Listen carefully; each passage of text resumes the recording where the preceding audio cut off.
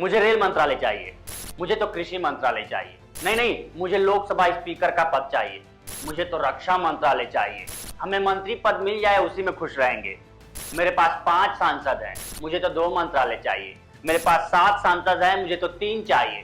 मंत्री मंत्री मंत्री मंत्री मंत्री। ये मांगे एनडीए 3.0 के सहयोगी दल बीजेपी से कर रहे हैं, क्योंकि लोकसभा चुनाव 2024 के आए परिणामों के बाद बहुमत से दूर बीजेपी गठबंधन दलों पर आश्रित हो गई है। नरेंद्र मोदी भले ही तीसरी बार देश के प्रधानमंत्री पद की शपथ लेंगे, लेकिन सरकार वाली पतंग की डोर नीतीश और नायडू के पास ही होगी।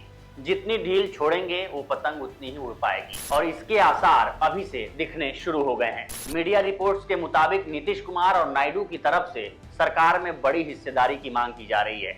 जितने बड़े और मलाईदार पद हैं उन पर ये दोनों पार्टियां स्थापित होना चाहती हैं, लेकिन कहा जा रहा है कि उन मलाईदार पदों को छोड़ने के लिए बीजेपी राजी नहीं है।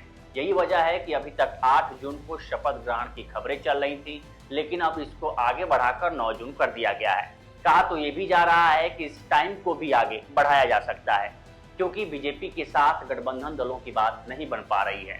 राजनीतिक पंडितों का मानना है कि नीतीश नायडू वाजपेयी वाली एनडीए में मिले पद और मंत्रालय की मांग कर रहे हैं, लेकिन बीजेपी देने के मूड में बिल्कुल नहीं है। ऐसे में सवाल है कि वो कौन से पद और मंत्रालय हैं जिनकी मांग सहयोगी दल बीजेपी से कर रहे हैं। दरअसल अटल बिहारी वाजपेयी वाली एनडीए में चंद्रबाबू नायडू की टीडीपी के पास लोकसभा स्पीकर का पद था, और नीतीश कुमार वाली जेडीयू के पास रेल मंत्रालय, कृषि मंत्रालय और रक्षा मंत्रालय जैसे बड़े महकमे थे। स्पीकर का पद इसलिए भी खास हो जाता है कि जब हंग असेंबली के आसार बनते हैं तो सबसे बड़ी भूमिका स्पीकर की होती है, क्योंकि जब सदन में बहुमत साबित करने की बात आती है या फिर दल बदल कानून लागू होता है तो स्पीकर की भूमिका काफी अहम हो जाती है। मान लीजिए कि अगर भविष्य में एनडीए की कोई भी पार्टी टूटती है या उसके कुछ सांसद पाला बदलते हैं तो फिर उनकी अयोग्यता पर फैसला स्पीकर ही लेंगे। इसके अलावा जब भी सदन में कोई भी विवाद की स्थिति बनती है तो स्पीकर का फैसला ही अंतिम होता है।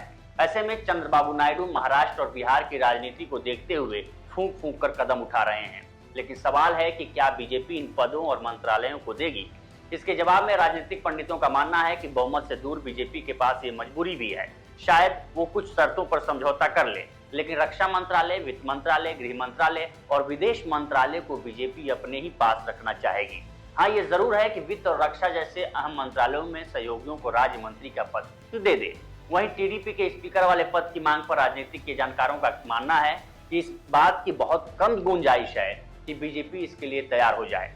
हाँ, ये जरूर है कि ज्यादा जोर देने पर चंद्रबाबू नायडू की पार्टी को डिप्टी स्पीकर का पद दे दिया जाए, क्योंकि इस बार मोदी और बीजेपी के लिए 2014 और 2019 वाली स्थिति नहीं है। इस बार जिसकी जितनी संख्या भारी उसकी उतनी हिस्सेदारी वाली सरकार होगी। अगर नरेंद्र मोदी को अगले 5 साल तक पीएम की कुर्सी पर बैठना है तो सहयोगी दलों को खुश करने के लिए कई समझौते करने होंगे। फिलहाल इस स्टोरी में इतना ही। बाकी देश दुनिया की तमाम खबरों के लिए बने रहिए लोकमत हिंदी के साथ। नमस्कार।